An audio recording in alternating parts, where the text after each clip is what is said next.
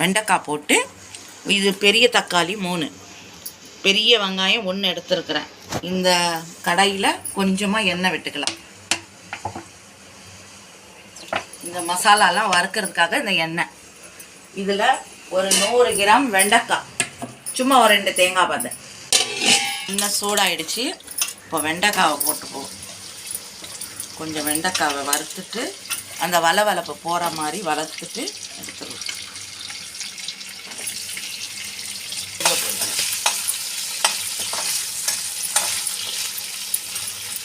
அந்த வளவளப்பு போகிற மாதிரி, அந்த பிசு பிசுப்பு வருது இல்லையா, அதெல்லாம் போகிற மாதிரி நல்லா வறுத்துக்கணும்.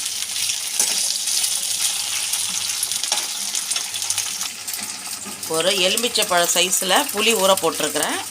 இது நல்லா ஊறட்டும் ஒரு பக்கம்.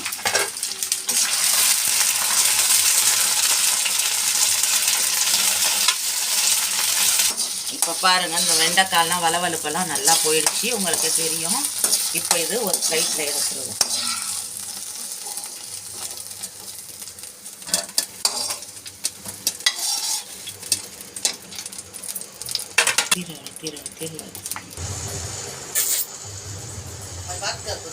இதுதான் எங்கள் வீட்டு பூனை. இதுக்கு பேர் லட்டு. பாருங்க, 3 பெரிய சைஸ் தக்காளி கட் பண்ணி வச்சிருக்கிறேன். இதை சேர்த்துக்கலாம். இது பெரிய வெங்காயம் 1, 10 பல்லு பூண்டு.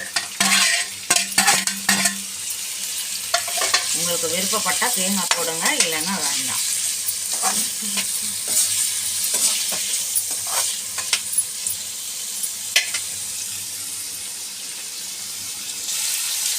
ரெண்டு ஸ்பூன் மிளகாத்தூள்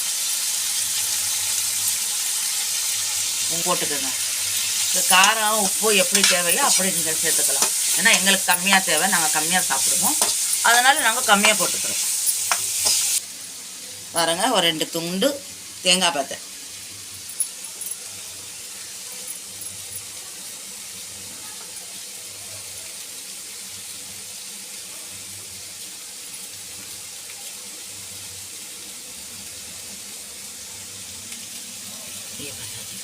மசாலாலாம் நல்லா ஆறணும். ஆறின பிறகு அரைச்சிடணும். இப்போ இந்த மசாலாலாம் நல்லா ஆறட்டும், நான் உங்களுக்கு காட்டுறேன். தட்டை மேலே இந்த மாதிரி ஒரு தட்டில் போட்டு ஆற வைங்க, அப்போ தான் சீக்கிரம் ஆறும்.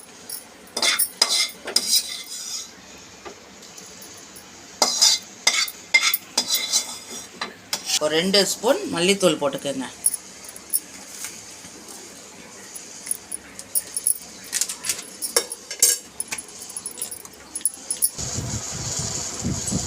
தான் எங்கள் செல்ல கிழாக்குட்டி பூனை.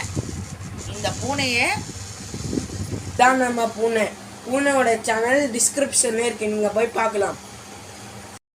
நல்லா ஆறிடுச்சு. இதில் தண்ணி ஊற்றாமல் அரைக்கணும்ப்பா.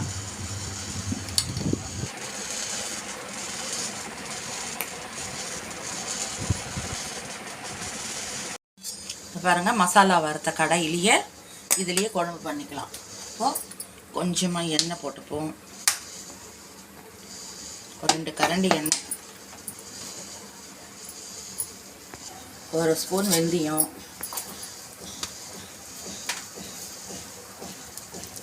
1 ஸ்பூன் கடுகு, உளுத்தம்பருப்பு 1/2 ஸ்பூன்,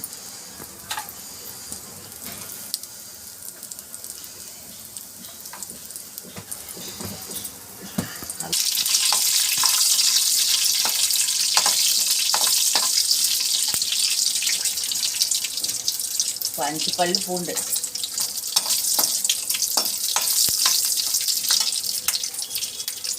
ஒரு கரண்டி வெங்காயம்,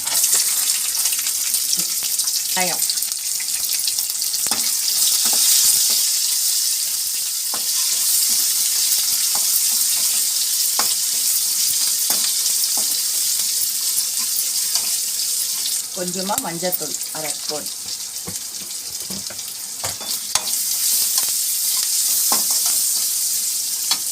ஒரு கொத்து கருவேப்பிலை,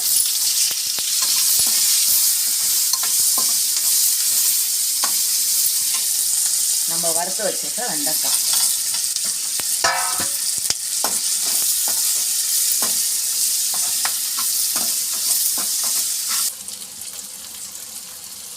அரைச்சி வச்சுருக்கிற பேஸ்ட்டு, இந்த மசாலாலாம் அரைச்சோம்ல அது.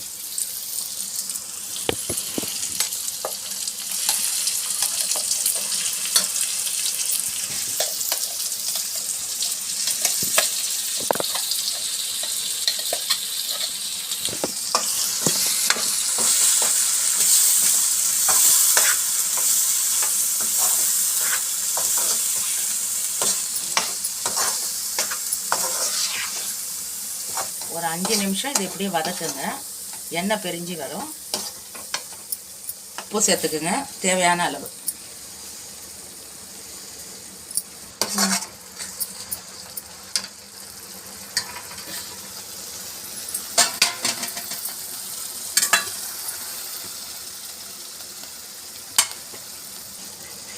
ஒரு எலுமிச்சை சைஸில் புளி ஊற வச்சேன்ல, அதை பாருங்கள்.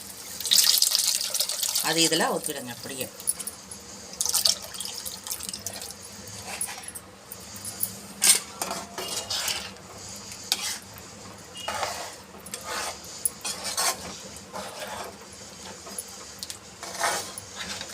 ஜாரை கழுவி ஊற்றிக்கலாம். அப்படி உங்களுக்கு எவ்வளோ தண்ணியாக வேணுமோ நீங்கள் வச்சுக்கலாம், எவ்வளோ திக்காக வேணுமோ. புளி கூட அதே மாதிரி, உங்களுக்கு கொஞ்சம் வீட்டில் அதிகமாக புளிப்பு சாப்பிட்ற மாதிரி இருந்தால் கொஞ்சம் கூட சேர்த்துக்கோங்க. கம்மியாக சாப்பிட்ற மாதிரி இருந்தால் நான் வச்ச சைஸ்லேயே அளவுலேயே செஞ்சுக்கோங்க.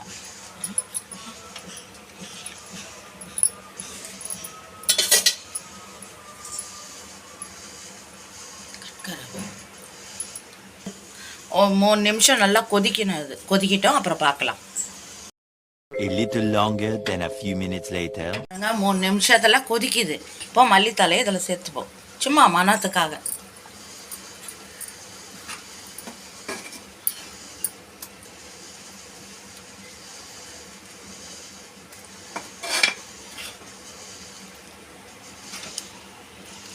திக்காக வச்சுக்கிங்க, இல்லைன்னா தண்ணி கொஞ்சம் ஆட் பண்ணிக்கோங்க அதில். 5 minutes later. நல்லா 3 நிமிஷத்துக்கு நல்லா கொதிக்குது, நல்லா மணம் வருது பாருங்க இந்த குழம்புல.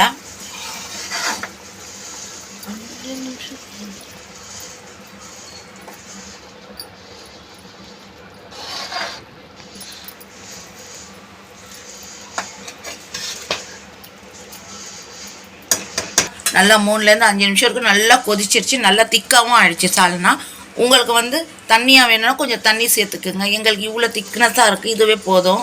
இன்னும் கட்டியாக ஆகிடும் ஆறுனா கூட. சரிங்களா? எங்கள் சேனலை எல்லோரும் பாருங்கள்.